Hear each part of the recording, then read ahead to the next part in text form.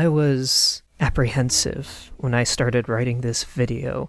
I came out of Kirakira Precure thinking I didn't have any strong opinions about it, but then when I finished writing the video, it was just over 8,700 words. So in retrospect, my apprehension was not that I didn't have anything meaningful to say about it, but rather something like this. I know what I have to do, but I don't know if I have the strength to do it. The focus this time around isn't going to just be on what this season did, but rather on what it tried to do, what it could have done better. Because while there are a few stellar elements mixed into this season, there's a whole lot more that just aren't, but could have been. Before we jump into the criticism, I will say that I still enjoyed myself quite a bit, and I would still watch this season any day over Happiness Charge or Max Heart, but still, the most valuable discussion I feel I can wrangle out of this season is, for the most part, what could have been. I'm not sure what insight I hope to impart from this exercise, but fuck it, I'm trying. Let's do this.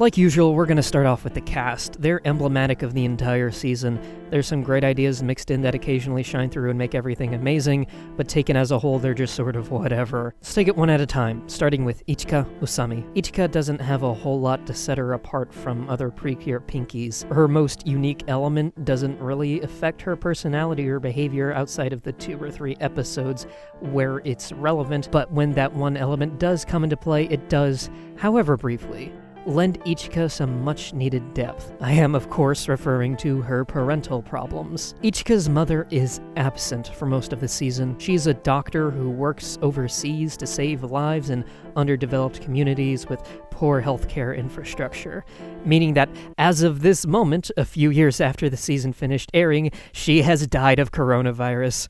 Oops. Anyway, her mother's absence is pretty much the first thing we learn about Ichika, right in episode 1. From there, we learn that she also has a bit of a contentious relationship with her father. She might be the first Pink to ever display signs of teenaged rebellion. I want to say that this is one of her defining elements, the thing that makes her stand out from every other lead in the series, but this facet of her character is never explored to a wholly satisfying degree. Ichika's parental problems don't meaningfully affect her personality or behavior outside of the very few Ichika-centric episodes where those problems happen to be relevant, which is like 3 or 4 at best. There's episode 1, the introduction, episode 11, the one with Daddy, and another one, I'm sure. But outside of those episodes, those problems may as well not exist. But before we get ahead of ourselves, let's try to examine those problems in their relevant episodes. Ichika's core emotional conflict during the first episode stems from love. She has to reconcile her desire for her mother to be in her life against her mother's need to be a globe-trotting hero. It's a relatable personal conflict that sets Ichika up as someone who's not immune to indulging in self-centeredness, but whose heart is ultimately in the right place. She wants what's best for her loved ones, even if what's best for them isn't exactly what she wants. And then there's the dad episode and her teenaged angst. She's been spending episodes essentially striking out on her own, doing her own thing, and then her dad comes barging in, acting like any cute, embarrassing dad should, reminding Ichika that she's still a kid despite everything she's been up to. There's the inevitable conflict between the kid growing up, outgrowing the need for their parents, and the parents wanting to hang on to said kid forever. It's a part of growing up, being embarrassed by a parent striving for independence, and Ichika has to come to learn that being independent and still loving her father don't have to be mutually exclusive. Through all of that, we can see that Ichika's going through a whole lot of growing pains. She struggles with selfish desires and yearns for personal freedom. She struggles to fill those desires while still being a kind and reliable friend to those she cares about. So how do all of those struggles affect Ichika on a day-by-day, episode-by-episode basis? Well, they don't. Not really. And that's the problem. Now there's your problem. The Ichika outside of those few episodes is a very by-the-numbers Precure lead, very caffeinated and enthusiastic and loves helping her friends and all that, and those personal problems of hers never seem to meaningfully affect her personality or behavior in the rest of the season. Like, if you were to skip those few episodes, based on how she acts in the rest of the season, you'd never guess that she faced those problems. The thought of doing something for her own benefit that might not also benefit her friends never so much as crosses Ichika's mind. I hate to say this, but it's almost as if the Ichika of those few episodes and the Ichika of the rest of the season are different characters. Almost. What this really does is hurt Ichika's believability as a character, hurts my ability to buy into the notion that these problems are important obstacles in her life. After all, if these problems don't manifest in her in some way outside of those 2 or 3 brief instances where they're directly relevant, how can I be sure that these problems are actually meaningful to her? They have no weight and thus no staying power. The most that can be done with Ichika's problems is left implied instead of explored. As we'll discuss later, a common theme among the villains is loneliness. Since Ichika struggles with loneliness thanks to the absence of her mother, she could have personally related to them, reached some understanding with them through that commonality. But she never does. Her problems are never made relevant in any of the episodic stories. They never meet someone whose emotional baggage gets turned into a monster of the week, that baggage being loneliness, so that Ichika can be like, hey kid, I know what you're going through, and lashing out isn't the answer, or anything like that. At most, her mother goes on to inspire Ichika's ultimate dream at the end of the season, but even that doesn't stem from her emotional hang-ups so much as, gee, my mom sure is cool and inspiring. In short, Ichika's emotional hang-ups lack any impact because they're never explored beyond the surface level. They're left explained to the barest minimum and never revisited, and that's just a shame. If I'm stretching. The most I could wrangle from this is Ichika's family troubles and subsequent desire for independence are what led her to want to run the Kirapati in the first place. You know, aside from all the extenuating magic circumstances. She's not the first employed Precure, but she is the first self-employed one. And while all the business aspects of running a business are sort of swept aside and never mentioned, the fact remains that Ichika went out of her way to establish her own sweet shop, an act that benefits not only herself as she gets to keep practicing her baking skills, but also her community, as it allows her to spread smiles across town with her sweets. Even in seeking to do something big for herself, she still ends up being considerate of those around her. So Ichika's one of the more entrepreneurial leads we've ever seen. I just wish there was a more clear and explicit connection or cause and effect thread to follow between her family troubles and that part of her personality in the show itself. Because as it is, I just have to extrapolate that there is indeed some connection without any textual evidence to back up my claim. Oh well. Our second main cast member is Himari Arisugawa. Himari is shy. And that's pretty much it. There's nothing terribly wrong or terribly right with how Himari was portrayed. She's shy and lacking in self-confidence due to childhood cruelties, her passions being belittled by classmates who didn't get her and didn't try, and it took making a new set of friends who cared about her and made an honest effort to appreciate her passions for Himari to break out of her shell, to become more open with her peers and gain back some self-confidence. Himari is fine, but then simply being fine is not nearly enough. It's not enough to leave a strong impression, positive or negative. There's not enough going on with Himari to wax poetic about for paragraphs or pages on end. She's just there in a club of her own, enough to fill out this brief paragraph before moving on to something more interesting and completely forgetting about her. And I realize that moving on from her this quickly might seem like I'm not doing her justice, but I've really got nothing. And look at this video's runtime, guys. We've still got plenty of shit to cover. Next is Aoi Tategami. Aoi is the bluest blue that ever did blue. Like, seriously, everything about her is blue. There's her eyes and hair, of course. Her nickname is Ao-chan, Ao being Japanese for blue. Her band name is Wild Azure, with Azure meaning, of course, blue. Their band at one point attends a music festival called the Blue Rock Fest. Even the rock star that Aoi idolizes, the woman who inspired Aoi to get into music, her bloody eyes are blue. Everything is blue. I'm blue,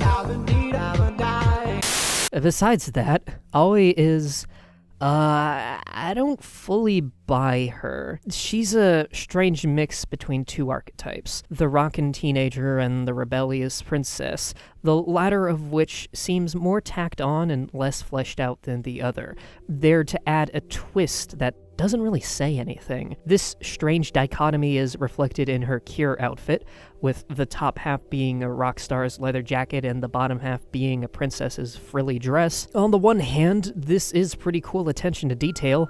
On the other hand, this is not my aesthetic and I hate it. This contrast does not please my lizard brain. This is not a serious critique. The intentional mismatch in her outfit is a meaningful reflection of Aoi's character, of the double life she has to lead. I guess what doesn't work for me, aside from my eyes screaming out in pain, is that Aoi takes no issue with this outfit. Seemingly, her taking no issue with it would reflect a sort of harmony between her two lives, a peaceful union, when really she's all about one and hates the other. At some point during the various outfit power-ups, I wish hers had gone full rocking mode to reflect her true desires. Would have made more sense than whatever the fuck this is. Ditch the crown, girl, you ain't no princess, you're a rebel. Anyway, I feel like Aoi makes a lot more sense on paper than in execution. She hates the restrictive nature of high society life and desperately wants to break free. Insert queen here. Naturally arrives at wanting to be and succeeding at being a rock star. That's only appropriate given that rock as a genre is steeped in rebellion and counterculture. Rock is Aoi's truest expression of self. When you lay it all out like that, you might not think there's any problem here, and I really want to agree with you. But something about how the season executed on all of this just doesn't quite sit right with me. Like, okay, when she's first introduced, all we know about Aoi is that she's the rockin' girl, right? The whole first core goes out of its way to exclusively focus on that aspect of her character. Indeed, that aspect is established to be her whole and not just a part. For that time, she is just the rock star. And it gives us good enough reason why, too. She's got an idol. When she was younger, she witnessed a rock concert, saw this woman go ham on stage and was like, sick, I want to be that.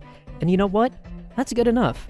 Inspired by a hero, pursuing a dream, and troubled chance encounters with that hero, that's plenty to sustain her arc throughout the season, and indeed is usually the focus of Aoi-centric episodes. I would have been fine with just that, but then episode 14 happens. In episode 14, Aoi's jamming out on stage during a concert when suddenly she gets kidnapped by her butler half-brother because, oh my, how unbecoming of a lady. Thus, this whole extra dimension of this character, what should be a huge, majorly impactful element of her life, is framed as a quick, sudden narrative twist.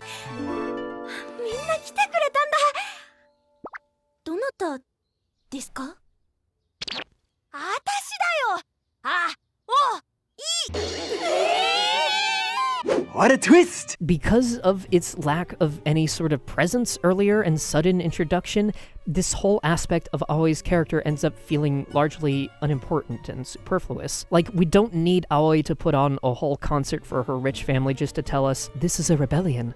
I rebel. Because that's already a well-established element of her character that this new element doesn't really add anything to. Even better, toward the end of the season, it turns out that Aoi's parents were fine with her being a rock star the whole time, rendering her whole conflict with her butler brother sort of moot. That's a weird choice, man. There's a multitude of ways this could have been alleviated. Perhaps some brief, isolated moments of the rich life during the first core to better establish it earlier as motivation for rebellion, as opposed to that part of her life being a cheap twist. What? Yeah, you get it. But I ain't here to write fanfiction for you. There's definitely ways to make a major element of a character's life into an effective narrative twist, but this ain't it, Chief.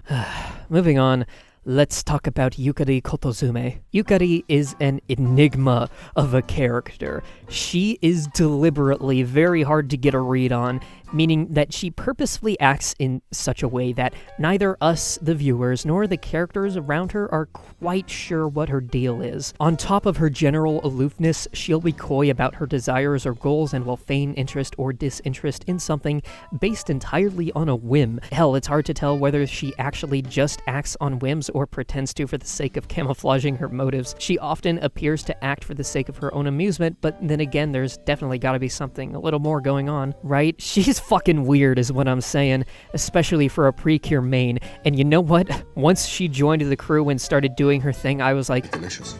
Finally.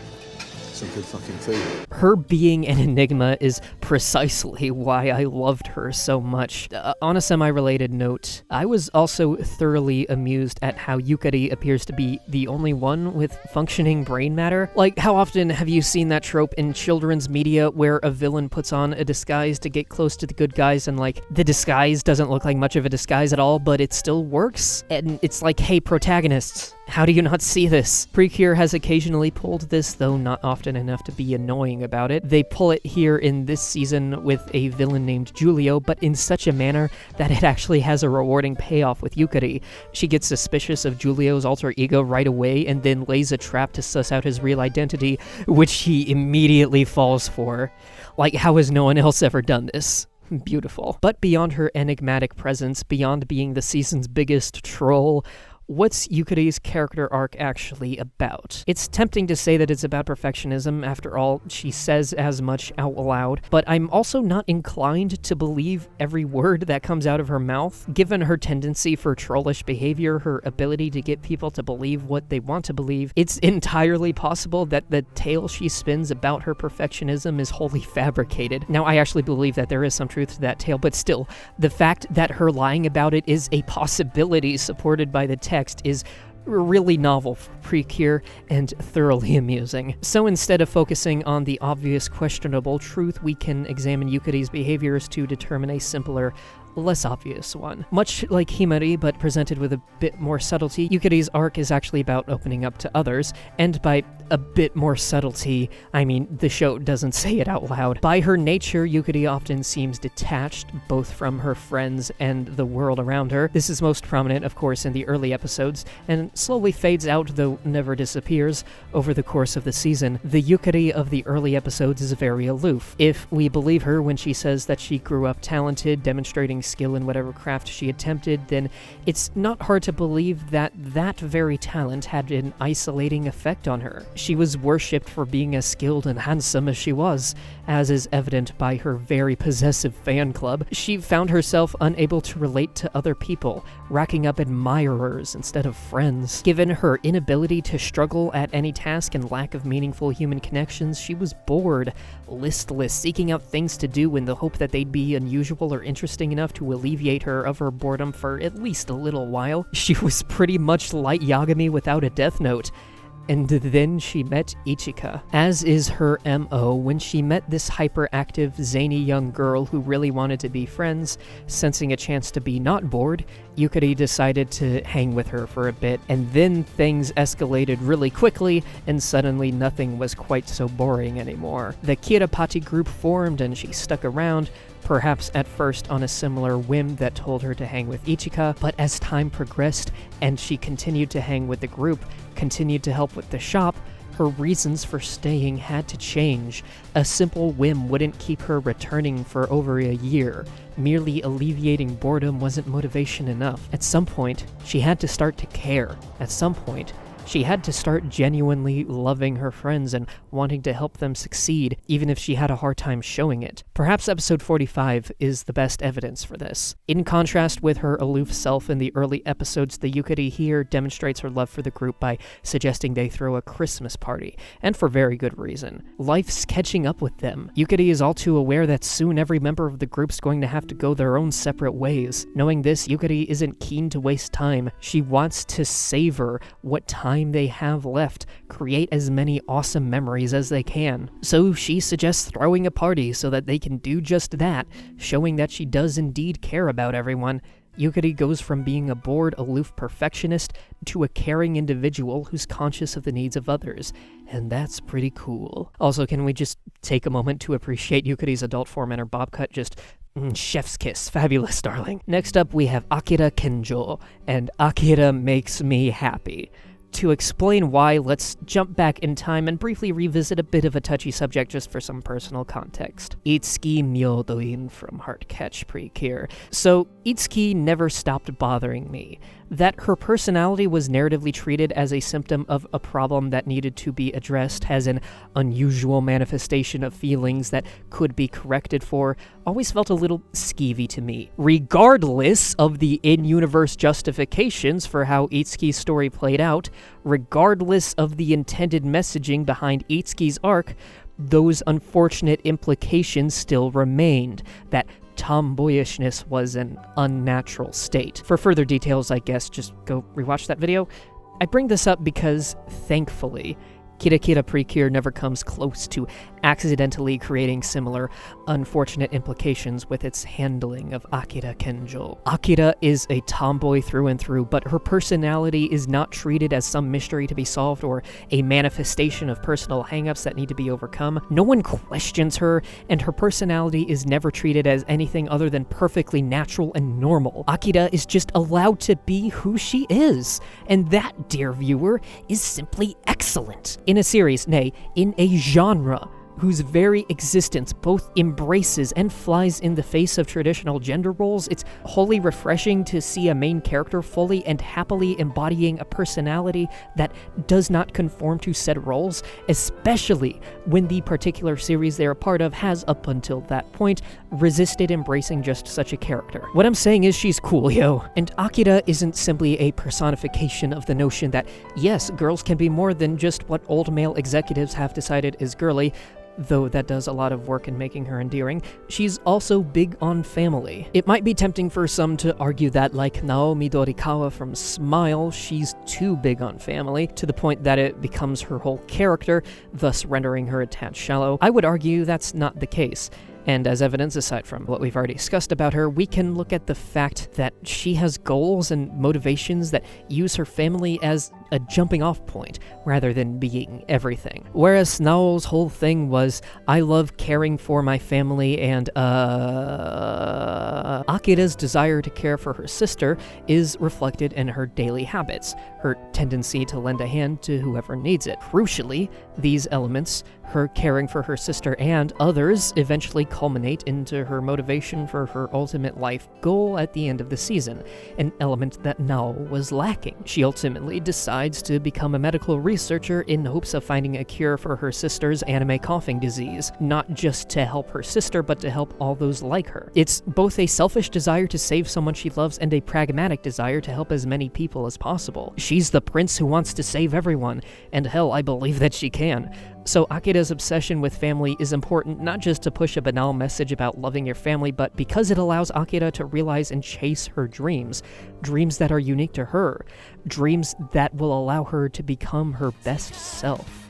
私は自分で道を見つけたんだ Last but not least, this season's 6th ranger, who for once is actually the 6th member, is good old Seal Kirahoshi. Seal is very much this season's Kotoha. She's a fairy turned precure with light pink hair in her transformation at least, who's a cute, energetic ball of fun, and like Kotoha, who came in roughly halfway through the season and mostly served to shake up the status quo just a little, I don't have much to say about her. Well, maybe just a little bit more. Unlike the rest of the cast, she's already got her career started and is obsessed with honing her craft. She's got a personal connection to one of the villains, which is nice. For a while, she acts as a sort of rival/inspirational figure for Ichika in her own baking. She shakes things up and is fun. Okay, no, yeah, sorry, that is it. She can join the Himari Club. Okay, so that is approximately way too many words on the individual cast members. So before we move on to anything else, I just want to take a moment to mention how, of all the Precure seasons whose thing is having a big group of 5+ mains, the Kirakira group definitely has the weakest group dynamic. Like, some pairs of characters will have distinct relationships with each other, but the 5 and eventually 6 never felt like a cohesive whole. There's some pairs of characters that I'm not sure they ever exchanged more than 10 lines of dialogue throughout the season, leaving it up in the air whether or not those pairs could actually be considered friends. And besides that, there is a pretty clear divide where Yukari and Akira, being the 2 high schoolers, seem a little distant from Ichika, Himari, and Aoi. At least of those 2 groups, the characters in either seem closer with each other than with members of the other. I recall how in Yes 5, when they had 2 cast members from different cliques who didn't seem like they'd get along, the show forced them together in order to flesh out their relationship. But here, nah. As a result, this doesn't feel like a close-knit group of friends who would do anything for each other like in previous seasons. Instead, they're just acquaintances with some common interests who enjoy each other's company, but not much more than that. So that kind of sucks, but on the bright side, at least we've got the Yukari plus Akira thing. And about those two. So, that's as far as Precure is willing to go, huh? Not far enough, I say. Like, don't get me wrong, I still absolutely love the two, both individually and as a potential pair, and whenever the two are on screen and the show is hinting at there being a potential romantic relationship between the two, it's absolutely my favorite stuff ever, but... oh, god damn it.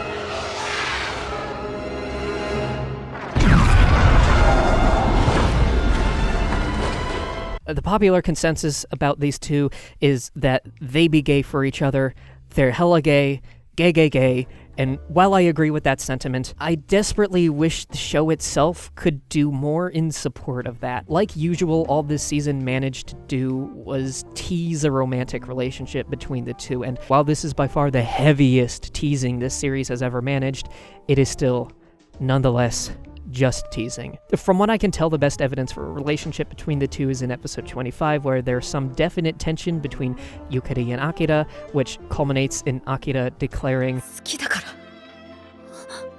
大好きだから and my subtitles are saying she loves her, and while my Japanese is admittedly very limited, I think Akira here is more communicating strong like than romantic love. I would be more inclined to believe that this was a true confession of love if they moved on to have any sort of romantic relationship at all, but instead they just hang out sometimes and nothing concrete ever really happens. No reciprocation from Yukari, no dates or anything. I was disappointed but not surprised when episode 30 came around with that whole give cookies to the person you care most about thing was set up, a sort of symbolic confession mechanism, and then it just ended with Akira loves her sister again. If we're reaching, we can look at the lyrics of an insert song. In episode 29, which was a Yukari episode, she and Akira are doing some magic fighting teamwork dance thing, and my subtitles tell me the lyrics in the background are, quote, I could feel the destiny in our crossing, and I do love that, and in any other context, this would be implying that they're destined to be together, but this season ends flashing forward to their adult lives with the two living in very different parts of the world. In other words, they're not together, which... I guess this is just our reality, huh? I question the nature of it. I can't help but wonder, hell, hope that I'm missing out on something, but for now, all I can do is wish. Let them kiss, goddammit. But hey, even if Precure can never fully acknowledge and commit to a romantic relationship between two of its main characters, at least we all know it's true in our hearts. Oh, and while we're on the subject of love, I must take ire with Akira's introduction. Well, not her introduction as a whole, but the part Ichika plays in it. This is another part lifted straight from Heartcatch, where our main girl meets the next main cast member and mistakes her for a boy and then falls in love, but oops, it's a girl, now she's not in love anymore, which is just... ew? Like, that's not how love works? If they were really in love, those feelings aren't just going to magically vanish because of finding that out.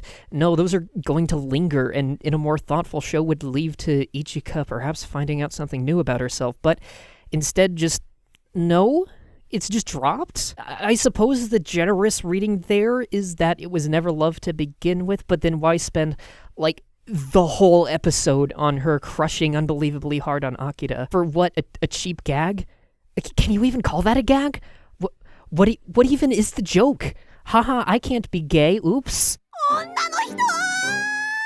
Thanks, I hate it. Okay, so that was the cast, and that was probably pretty overindulgent, huh? And we ain't even close to done. Okay, let's pause for a moment. Take a deep breath. Okay, moving on. So this season is probably one of the more thematically consistent Precure seasons in a good while. It's got one thing it wants to explore, and boy, does it do it a lot. It's the baking season, ladies and gentlemen. Put on your aprons and preheat your ovens, because we've got some sweets to make. This season is very upfront about its intentions from the very first episode where it— oh god, what is this? 3D bullshit, what the fuck? No! 1 minute, 37 seconds later. One episode later.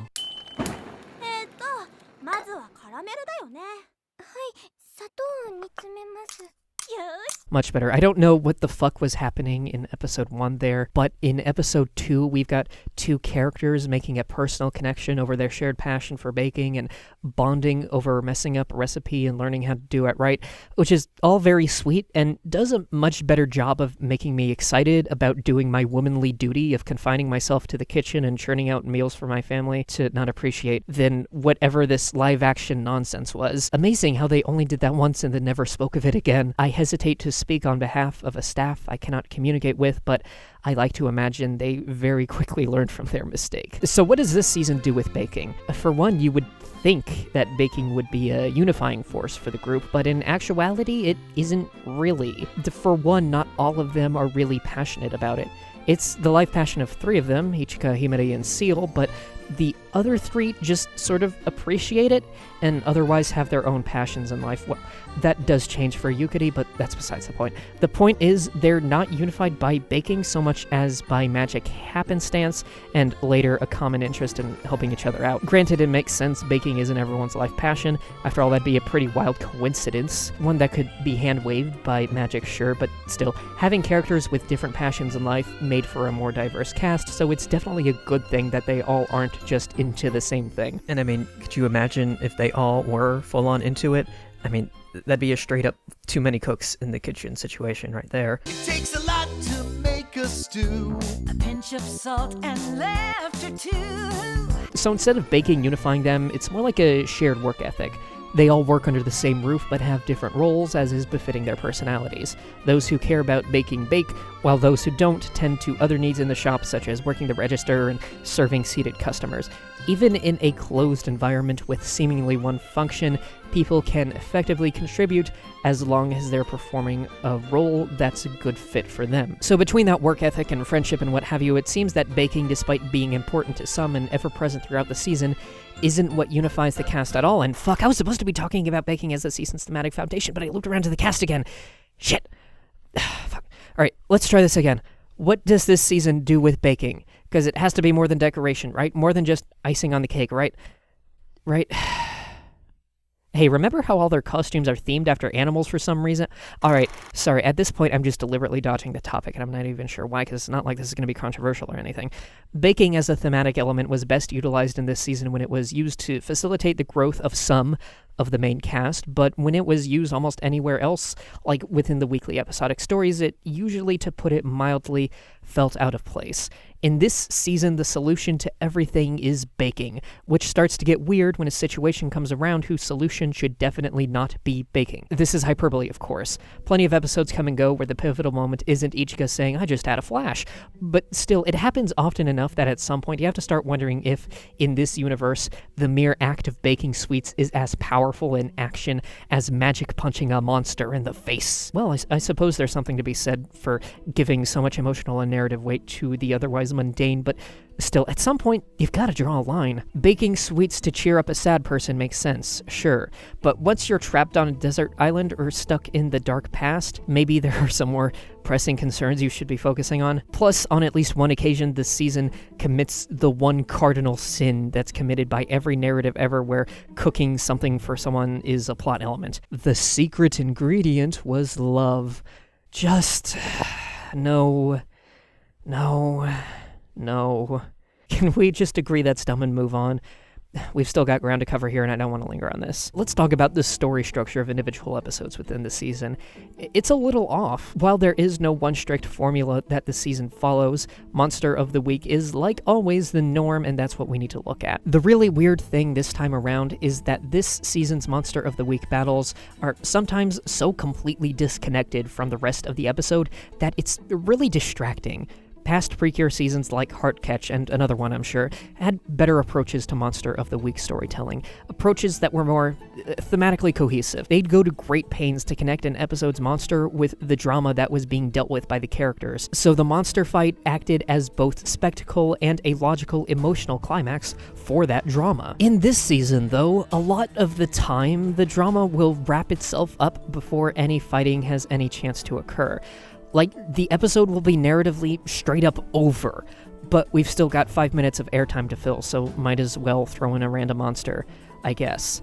Like in episode 9, the main thing is the crew's got a lovesick couple on their hands who can't work up the nerve to confess, so to solve the problem they're going to bake up some sweets, of course, to give them some courage. So they do that, and that's that. Oh, but we still need to shove in a monster fight, so let's have one appear out of nowhere. This has the effect of making the episode feel like it's wasting my time. It's not that I don't appreciate a good brawl, I just wish it, connected with something, added something to the episode's narrative. Even when the fights are more connected to the episode's narrative, thematically or emotionally or what have you, their impact is often muddled due to the formulaic construction of these fights. A formula that dictates that certain things must happen, certain things like recycled attack animations that we can slot in and fill 30 seconds every week. Easy to understand why these things are here from a TV production standpoint. Recycling that much animation when you're doing an episode every week saves so much production time that it'd be a miracle if a Precure season came out where that wasn't a thing. That's simply a production reality we have to live with, but that doesn't mean I can't complain when that recycled animation is so poorly integrated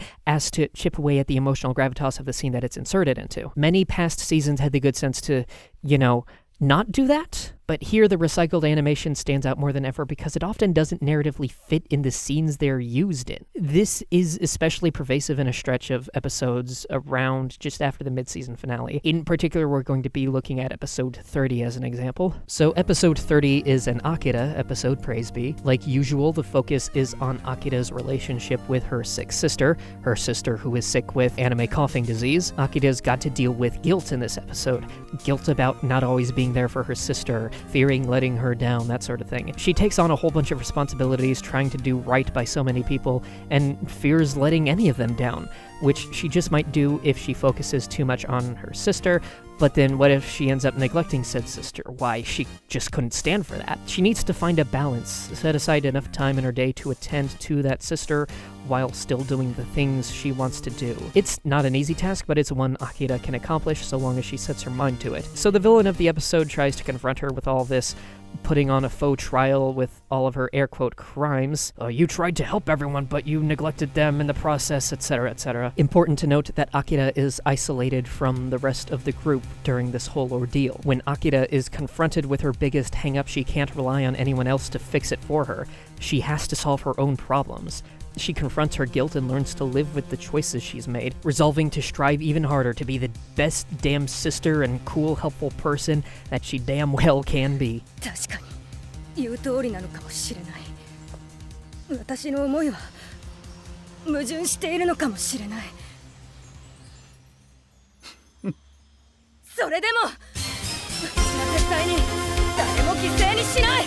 At this point in the story, having overcome the emotional baggage that the villains sought to tear her down with, the most natural progression would be for Akira to channel her newfound resolve into some magic swirly goo and banish the villain for the week, right? After all, the whole episode's been about her problems, and she's been the one overcoming them so far.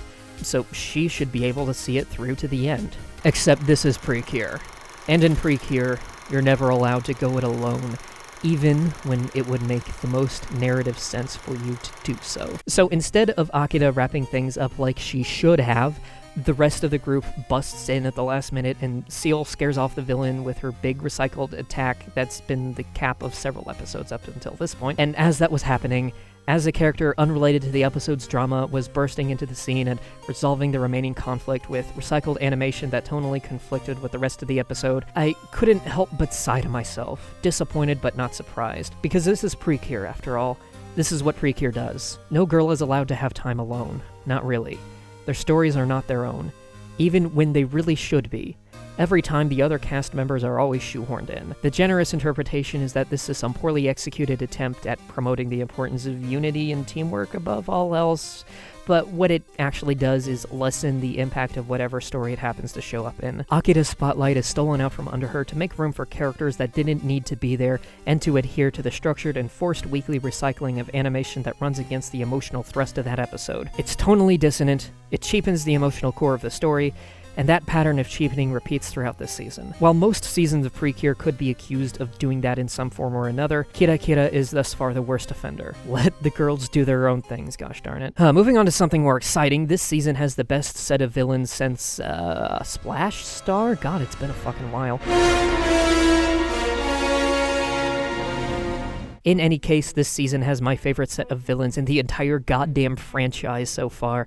Well, two of them are, at least. The others I could take or leave. But as for those two, Giulio and Vibri are seriously just, they good. They both ooze with personality, are endlessly endearing, and most importantly have believable motivations behind their actions. Furthermore, they both play into larger themes that surround all the villains of loneliness and abandonment. So yeah, there's shit going on there. Giulio's loneliness stems from an inferiority complex. Prior to the events of the show, he and Seal, in fairy form, left their tribe to travel the world in order to become the best pastry chefs they could. But once they settled in Paris and got working, Seal shot ahead. Her skills grew faster and she quickly attained human form, which was the universe's way of telling her that, yes, you are a good baker, lady, good job. What the fuck was that accent? But why didn't Giulio get to be human? He was working just as hard. What was wrong with his baking? He couldn't help thinking thoughts like those, leading to a downward spiral of jealousy and self-loathing. He was a talented chef, but he couldn't admit that. All he could see himself as was not as good as her. A very real and overwhelming desire for self-improvement that for so long went unfulfilled and seemed so far out of reach was a recipe for disaster. Eventually, Giulio, unable to see his own improvement, began to question the purpose of what he was doing. Why bother trying if he's not getting any better? What value do sweets even have anyway? You put all that effort in and they may not even be good to begin with, and even if you succeed, they'll be eaten and forgotten in no time. So what's even the point? Might as well throw it all away. This downward spiral of Giulio's is so important for establishing his motivation as a villain. Once the big bad comes along and is like, join the dark side, he doesn't need to sweeten the deal with, we have cookies.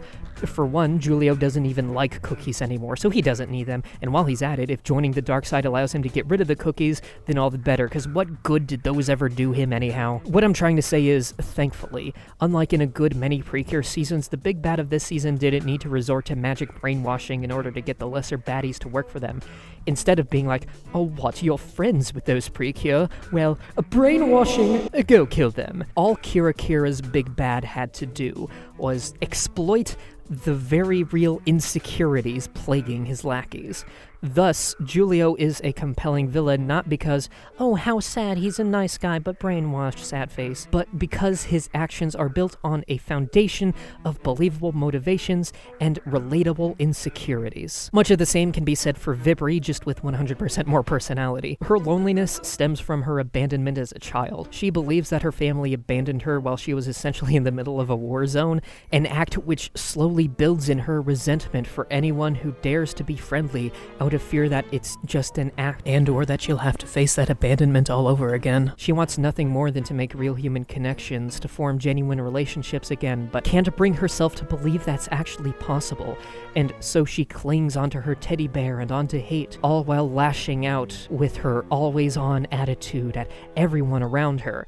And honestly, that attitude of hers and her snarkiness are just super endearing, both pre and post-redemption. She's got this very angular smile or frown locked on her face at all times, giving her an aura of both wit and spite, which never softens, and I wouldn't have it any other way. Of course, Vibri eventually gets a shot at redemption when she learns that she wasn't intentionally abandoned, rather she was unintentionally separated from them due to the big bad. Previously, her loyalty was to him for filling that hole in her heart, but once she realized that hole was his fault, that all of her suffering was his fault, she takes the opportunity to set right her wrongs, reach out to those who actually do care about her, and start to form some honest-to-goodness relationships for the first time in forever. She never loses her sarcastic edge, but she becomes a more caring and thoughtful person, all of which honestly makes her my favorite Precure villain ever. Period. No contest. Really now, I was so on board with Giulio and Vibri that once their turns as villains were over and we had to deal with new baddies and the big bad, my engagement in this season dropped like a pie slipping out of your grasp and splattering all over the floor. Alright, that analogy was bad, but fuck you, this is the baking season, it's appropriate. But it's like, here we had villains who had a strong thematic connection to each other and to the larger story, and who had personal connections to the main cast.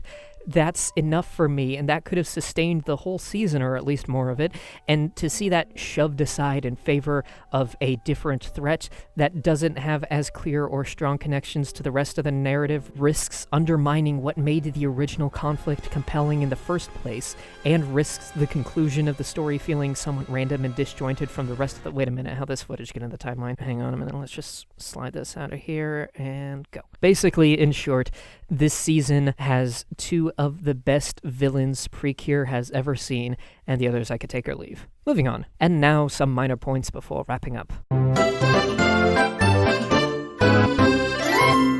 Maybe some of these elements could use further discussion, but I think you'll agree that I've been yapping on for long enough. First off, this season's soundtrack is absolutely baller. The composer credit for this season goes to Yuki Hayashi, and can I just say, dude, you nailed it. Knocked it out of the park. Hayashi is probably best known as the main composer for a little-known cartoon. You might have heard of it. What's it called? My Hero Academia? Probably a very niche thing, so no one's seen it. So, while, yeah, we did get a good meme out of that soundtrack, and I guess it's pretty great for what it is. This season's soundtrack managed to constantly surprise and delight me with its varied yet always appropriate instrumentation, with compositions that are tailor-made to each of the girls and their quirks. Oh god, I just wrote quirks. I didn't even realize that. Fuck me. I love the use of strings and bells in the main transformation theme, which simultaneously communicate excitement and majesty. And a special shout out to the character-specific transformation themes, from the rock and feel of Aoi's to the jazzy and playful feel of Yukari's.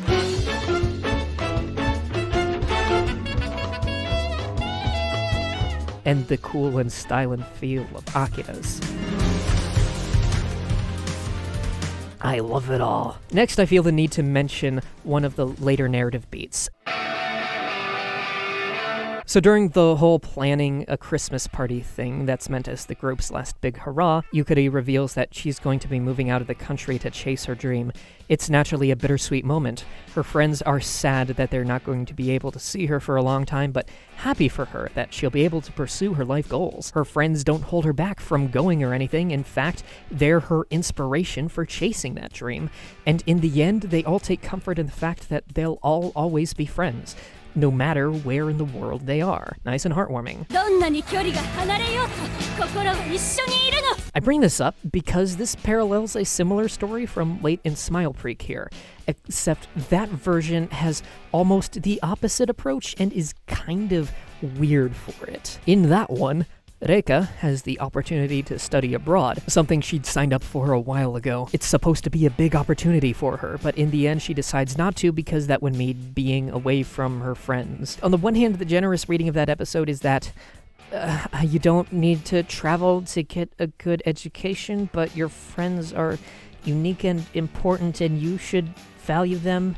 Maybe? Honestly, in retrospect and in comparison to Kirakira's version, Smile's version kind of reads as Reika's friends holding her back, whilst Yukari's do not. Granted, that's skipping over a whole bunch of context from Smile with regards to Reika's overarching story, but still, it's a little weird. So good for Yukari is what I'm saying. And lastly, this season's movie was a rootin' tootin' good time.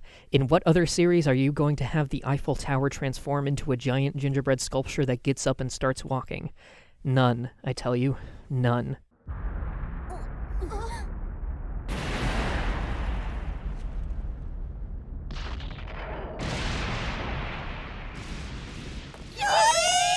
Okay, real talk though, this is the single funniest frame in all of Precure, Heartcatch notwithstanding, and I dare you to prove me wrong. Okay, fuck.